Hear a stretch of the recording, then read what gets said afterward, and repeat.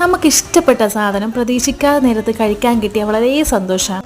അപ്പോൾ രാവിലെ നാസ്തയ്ക്ക് ഇന്ന് ചപ്പാത്തിയും ബീഫ് കറി ആയിരുന്നു കേട്ടോ. പിന്നെ അത് തണുപ്പിക്കാൻ വേണ്ടി നല്ല ഐസിട്ട് നാരങ്ങ വെള്ളം കൂടി കുടിച്ചു. പിന്നെ ഉച്ച രാവിലത്തൊക്കെ നല്ല ചോറും തൈരും അയില മുളകിട്ടതും അയില പൊരിച്ചതും കേര പൊരിച്ചതും പിന്നെ നമ്മുടെ സ്വന്തം മീനച്ചാറും കൂട്ടി നല്ലപോലെ കഴിച്ചു.